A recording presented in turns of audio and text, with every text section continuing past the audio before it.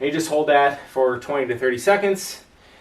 And then sometimes what I like to do is actually come up like this, lean forward a little bit, come down, lean forward a bit, and then what that does is it hits the entire movement pattern instead of just a single muscle. So you're going to be stretching not only your quadriceps, but also your hip flexors in a dynamic fashion, similar to how you would be if you were running, right? And which is how you should be running. So you'll see a lot of times people will be running down the road and they'll be kind of sitting back like this, you know?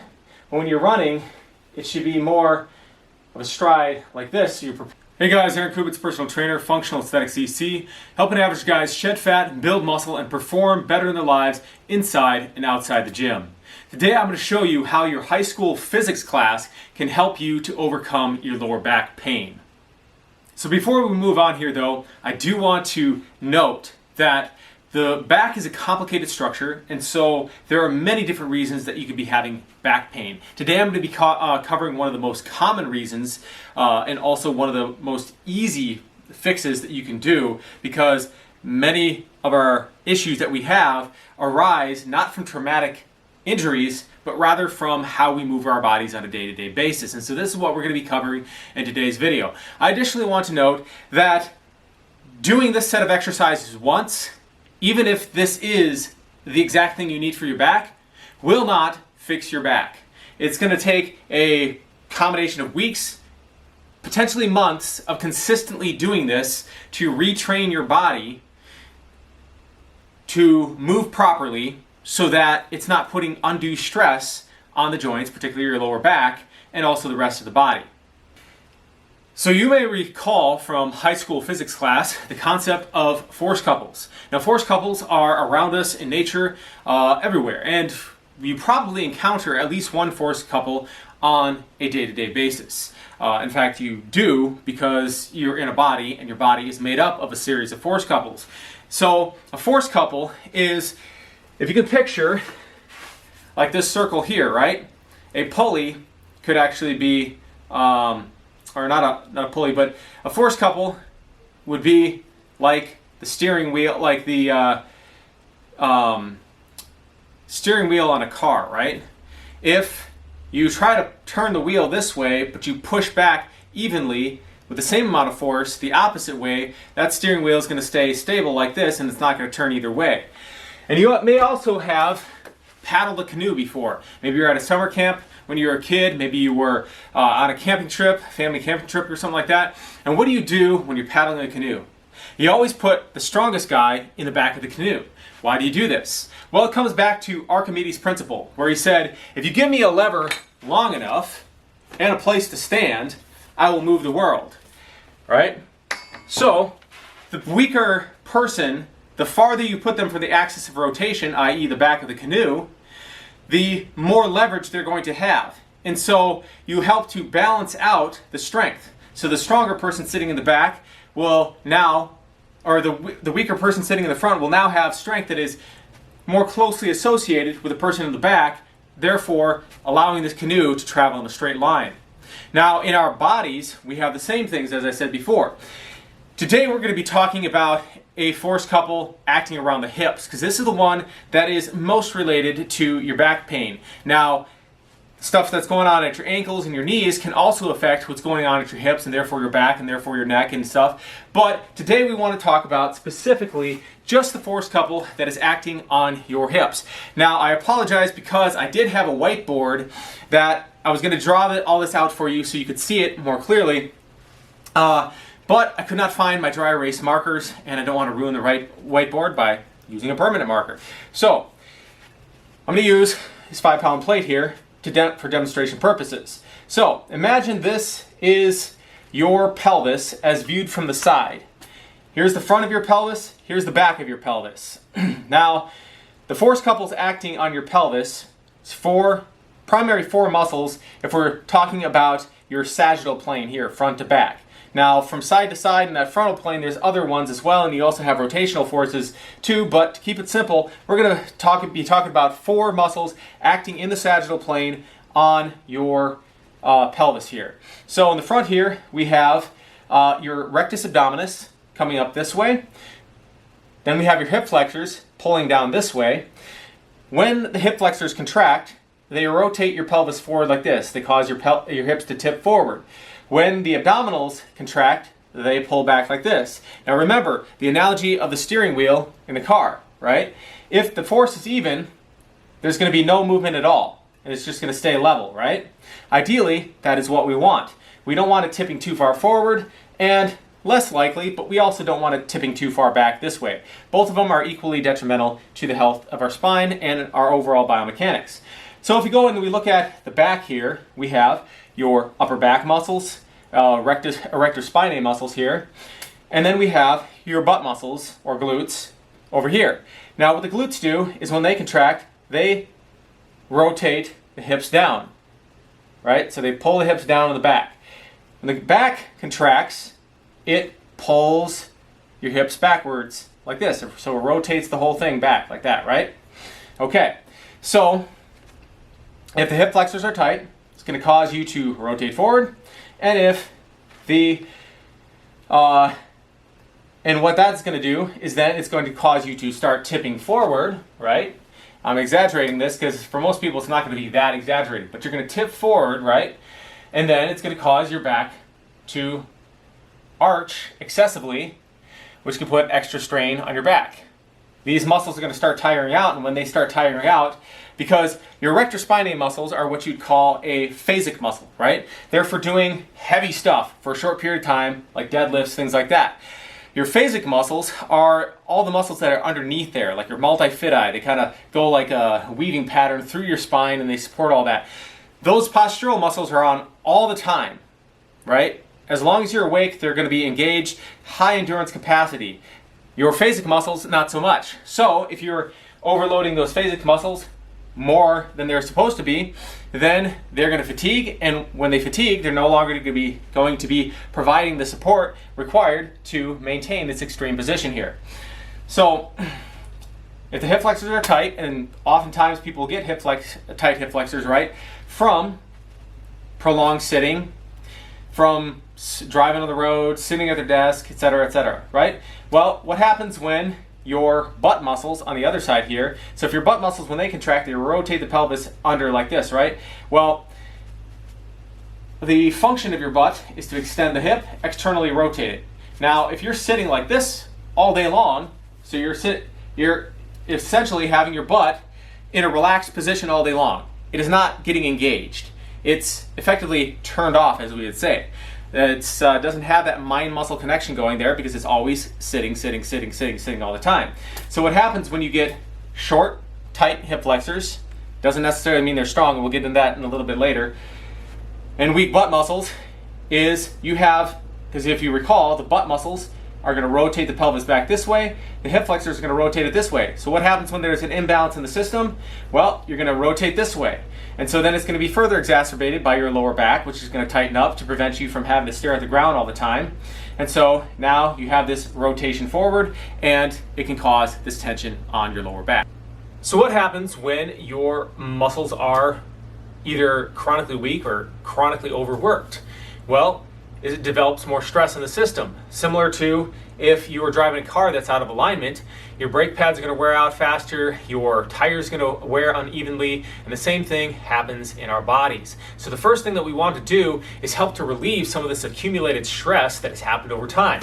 And so what we're going to do is start, and we're going to go through a 9-step process here to help to start to recover and fix that problem, restore proper alignment to the system so that you no longer have those problems. Because you shouldn't be, age shouldn't be an issue where you're starting to have like all these chronic aches and pains. The reason you can't move, the reason you're stiff and stuff is because as we get older, we stop doing a lot of the things that we did when we were younger because of the responsibilities that we have in a day-to-day life. So one of the best things you can do to prevent back pain is to keep yourself mobile and to keep yourself active, moving in a variety of directions over time. Yeah, you can do a lot of stretching and stuff like that, but ultimately, it's not going to fix the underlying issues, which is muscular imbalances.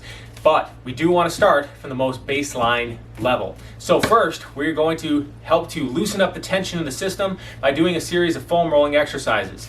First, we're going to foam roll the butt. And you might be like, well, the butt is weak and it's loose and stuff like that, so why are we foam rolling the butt? Well, self-massage and any kind of massage, when you massage, it helps to bring mental awareness to that area. It helps to bring blood flow to the area, and it also helps to loosen up knots and tight areas in those muscles that can, even if the muscle is really weak. So a lot of times tension can build up in a muscle simply just because it has not been used enough. Another way to get tension out of a muscle, if you have cramps, if you have knots in your muscles, is to actually move more, right? One thing for, if you have tight trapezius muscles from being stressed out at work, right? And a lot of times people carry that stress up here, and so you'll get these knots in there. One way to get rid of it, in addition to things like trigger point massage and stretching and stuff like that, is to simply just go and do shrugs, making sure that you are having relaxed breathing when you're doing it. So breathing in on the way down, squeezing the way up, and just keep on going until you fatigue the muscle so much that it can't maintain that contract position. So not only are you activating your parasympathetic nervous system by this rhythmic breathing, you're also fatiguing the muscle, so it helps it to relax. When we are at work, we're sitting at a desk all day long, and we have the stresses and the pressures, you get that fight or flight response. But now you have nowhere to go. You can't go and run away from the thing. You can't fight the thing. I mean, you could fight and stuff, but you'd probably get fired. And so instead, we have to just build up all that tension. So we get all this cortisol dumped into our system, which liberates glucose or blood sugar from our glycogen stores to give us all this energy to go and fight against something. But now there's nowhere to go, and we're just stuck there. So that energy gets trapped in the muscles, and we want to help release that. So that's a little bit of the reason why we are going to be starting out with a foam rolling for your butt. So, pretty simple. Now, what you want to do is, instead of just rolling back and forth like this, you're actually going to be able to get deeper into the muscle and access your butt better if you start like this. You're going to cross the ankle up over the top of your knee, and you're going to roll back and forth like this. And the more you tip your body to the side here, the deeper you'll get in. You'll get more into those underlying external rotators of your hip, right? Because you have your major muscles, your glutes, right? So you have the glute maximus, you have the glute medius, and you have the glute minimus.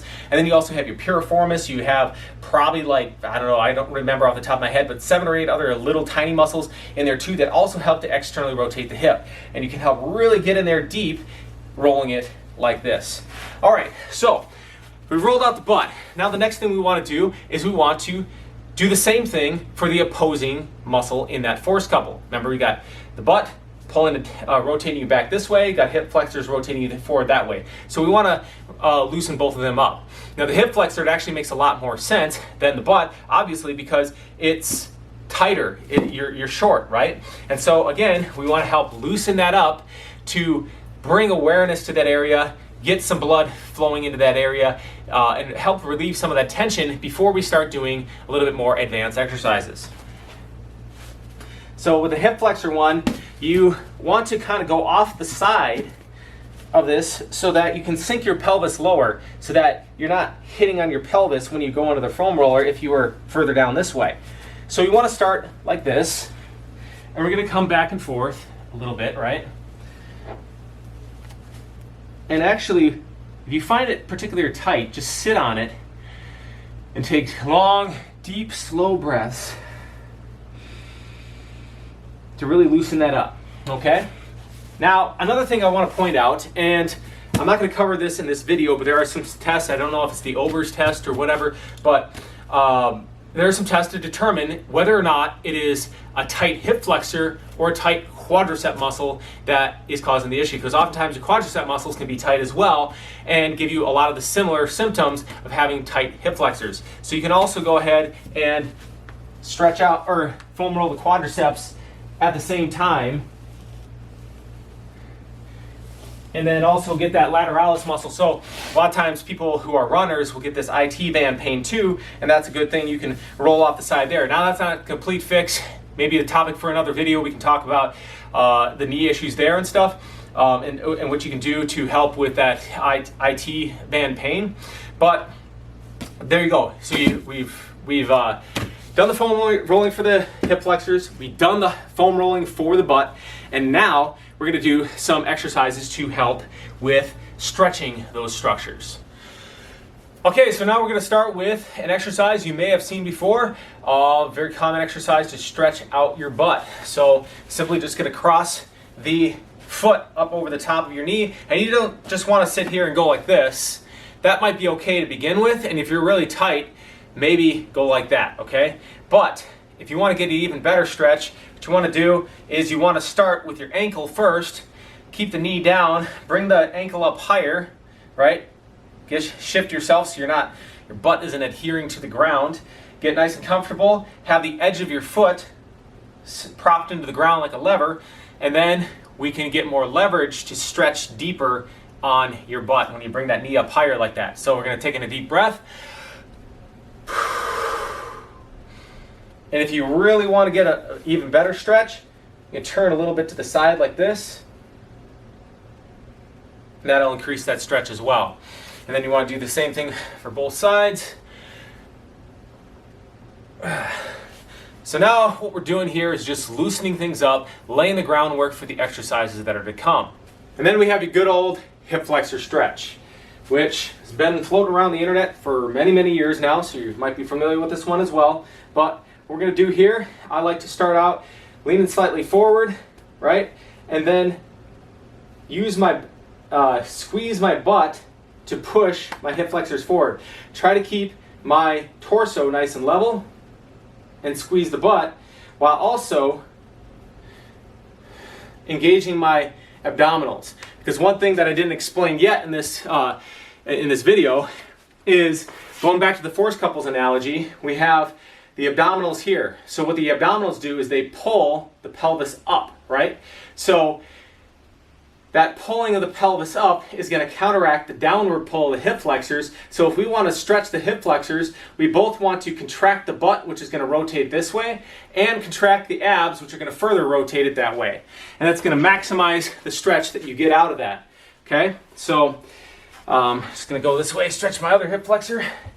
And so start out level like this, and then you're going to engage your core by tipping the your hip flexors under, or tipping your pelvis under, and then also squeezing your butt and trying to keep your spine nice and straight so that you're not losing any tension by compensating up here. So pushing straight through, nice deep breaths, stay nice and relaxed. That's going to help deepen the stretch. And you just hold that for 20 to 30 seconds. And then sometimes what I like to do is actually come up like this, lean forward a little bit, come down, lean forward a bit, and then what that does is it hits the entire movement pattern instead of just a single muscle. So you're going to be stretching not only your quadriceps, but also your hip flexors in a dynamic fashion, similar to how you would be if you were running, right? And which is how you should be running. So you'll see a lot of times people will be running down the road and they'd be kind of sitting back like this, you know? When you're running, it should be more of a stride like this, so you're propelling yourself forward, and you can really take advantage of those butt muscles pushing off. And I believe one of the reasons why people will be kind of have that sitting backwards posture when they're running is because their butt muscles are too weak to propel them forward. And later on in this video, I'm going to be showing you some good exercises to strengthen your butt, starting from activation exercises to really, and then progressively increasing the intensity of the exercise. A lot of people do barbell hip thrusters and stuff, but if you haven't first activated your glute muscles, oftentimes you will be compensating too much and putting more stress on your lower back when you're doing the exercise. So we're going to be getting into that a little bit later on in the video. All right, so the next thing we want to do here is to loosen up the other part of that force couple, right? Because we have, again, you have the back muscles, and they're going to tighten up, tip you forward, which we don't want.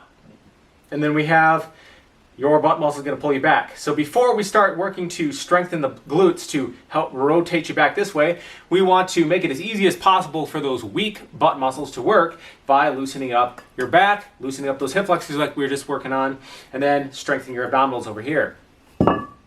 So there's a couple different ways you can do this, and your back muscles actually tie into your butt and stuff. So some of the stretching for your back and some of the stretching for your butt muscles are going to be very similar. And then also your hamstrings tie into that as well. So maintaining mobility throughout the whole system.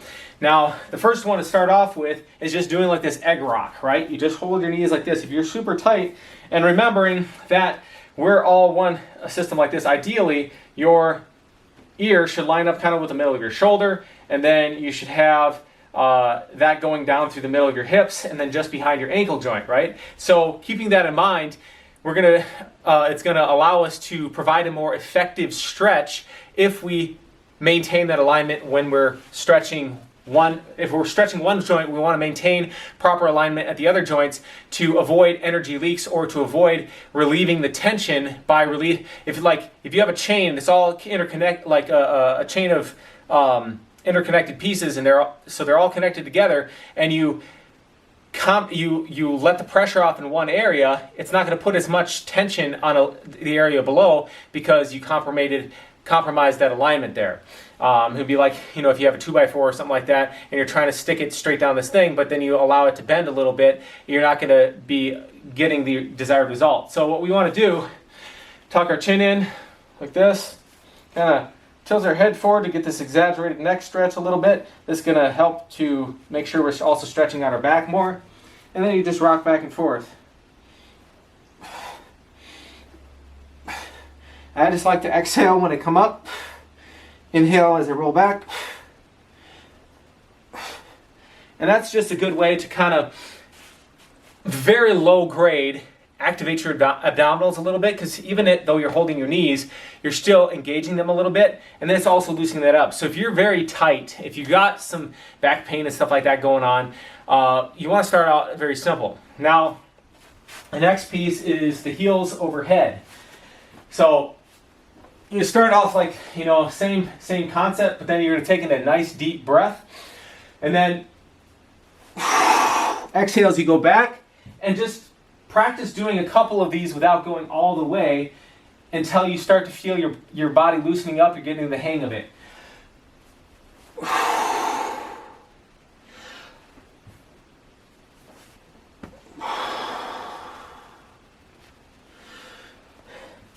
Now, an important one here is you want to make sure you're tucking your chin in, lengthen out the back of your neck, because otherwise your neck could get your head could get a little stuck on the floor, and then you feel like, you're kind of restricted. You can't stretch as far. So make sure, again, keep that chin tucked, neck nice and stretched out when you're doing that heels overhead.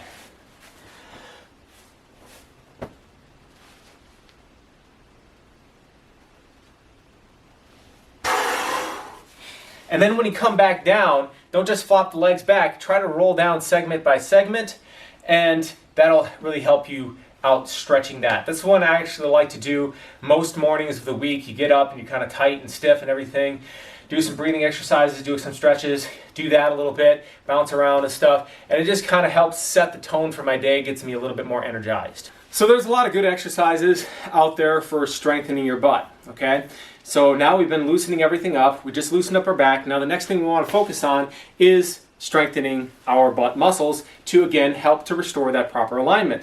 Now, I'm not going to go and demonstrate all these exercises because there's tons of them all over the internet, but a couple of them right off the bat is, depending on your anthropometrics, so the segments of your legs and how they line up and stuff, or like relative to each other, as well as your torso length, doing back squats can be a good butt exercise, okay? But if you're already having back pain, maybe it's not the best place to start, especially if you're doing something called a low bar squat, where you're squatting with it almost down by your shoulder blades like this, right? Because it's less vertical up here and you're down here, it's going to become more of a hip dominant exercise. And since the function of the butt is to extend the hips, it's going to cause your butt muscles to grow a little bit more by extension, okay? So you have that, but it's not the number one butt exercise. Another good exercise for your glutes, believe it or not, is actually doing deadlifts. But again, this is it's a little bit more dominant with the hamstrings and then also your lower back, but your glutes are also going to be engaged when you're doing deadlifts. So deadlifts are great full body movement to help strengthen your butt. but they don't specifically target your butt by itself. So then the next one we can look at is doing barbell hip thrusters, right? So you're you put a barbell across here, you got your back up on a bench. I mean, every girl in the gym these days probably knows this exercise, trying to get the nice toned butt and everything. But guys, you know, are starting to catch on that, hey, this is a little bit, can actually help me to get a little bit stronger in my other lifts, like my squats and stuff, helping with that hip extension, helping with the hip extension out of the top of the deadlift, at the top portion of the deadlift, right? And then just good for good knee stability as well, which I could talk about in another video. But you have that one. And then you also have kettlebell swings. As a kettlebell, you're coming all the way back here, stretching those hamstrings out, coming forward, pushing the hips forward, you're squeezing the butt. It's a good activation exercise for your butt. But what I want to talk today about is butt exercise that you want to be doing before you do any of that. You know, so this exercise is called the duck stand. So your feet, you're going to have them splayed out, because I don't know if my feet are going to show up in the video right now, but you're going to have your feet turned out at, let's say, roughly, 45-degree angles from each other. And you're going to have soft knees. So nice little bend in the knees from that position. You're also going to have your hips tipped forward slightly like this. And then from that position, you're then going to lock out the knees as you press your hips forward, and you're going to get a nice, good squeeze in your butt. And again, just breathe. And you're going to hold that for 30 to 60 seconds. In the beginning, it might be kind of hard to hold it like that, especially but that right there, man, just makes it just feels really good doing that exercise. Helps loosen up a lot of tightness in the hips, in the knees, things like that. So, actually, again, from the top, you're going to put your feet out at a 45-degree angle like this. Have a nice little bend in the knees here. Hips are tipped forward. And then we're going to tuck our tailbone under as we stand up, straighten our knees out, drive our heels into the ground, and then just squeeze. And that's a great exercise to do before you go and do the other exercises, because it's going to really get with a very low amount of load needed, right? It's going to help wire your mind to be, okay, this is what I'm trying to activate. Because if you sit on your butt all day long, those muscles might not be participating as much as they should in things like squats, deadlifts, and even like hip flexors, hip thrusters, and kettlebell swings, which can then lead to excessive force being placed on your back and other things like that, because your butt muscles are the biggest muscle in your body. So if they're not activated, then you're leaving a lot of potential strength on the table.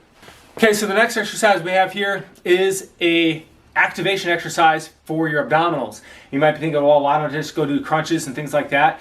Well, a lot of times when people doing sit-ups, doing crunches and things of that nature, they'll actually be overdoing their hip flexors, okay?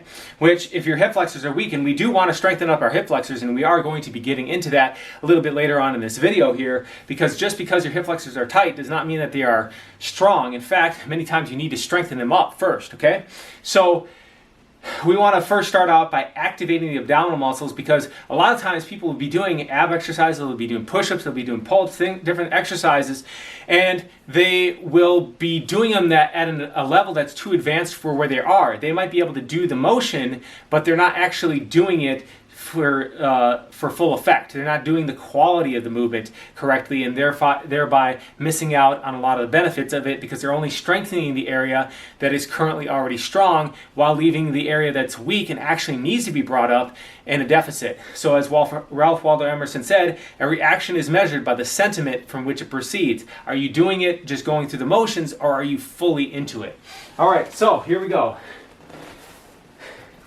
Now, you can just go up against the wall, but I don't have the ideal setup for that here, so I'm just going to put my feet up on this barbell here.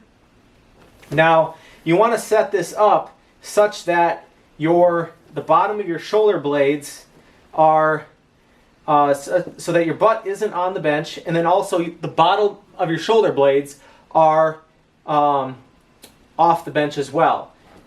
because then you can flex from your thoracic spine. So once you're in this position, you also want, this is good for your neck muscles as well, you want to then go back like this, and then you're just going to raise up to neutral and maintain this position.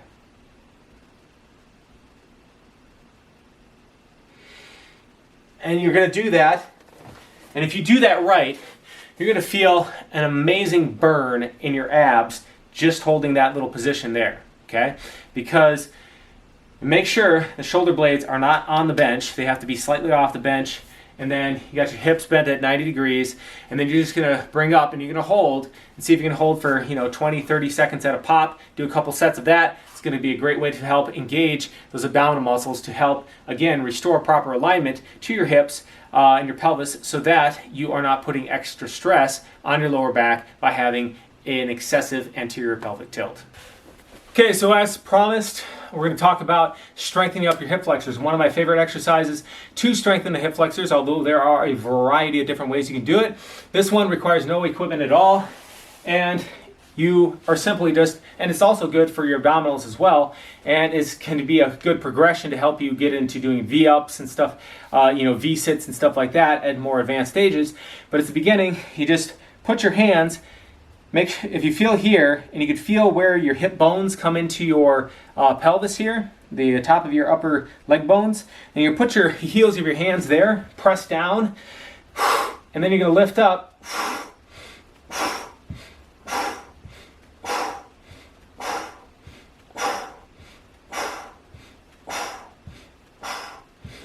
to help strengthen those hip flexors. You can also do sit-ups. Those are a good way to help strengthen your hip flexors.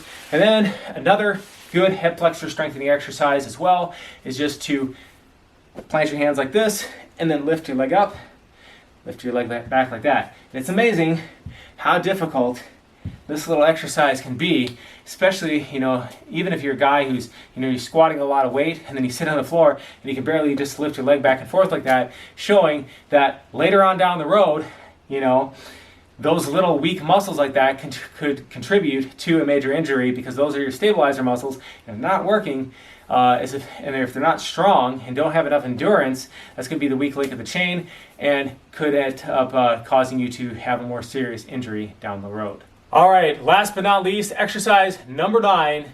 I would be remiss if I left out Dr. Stuart McGill's, one of his favorite exercises for back pain, which is the side plank.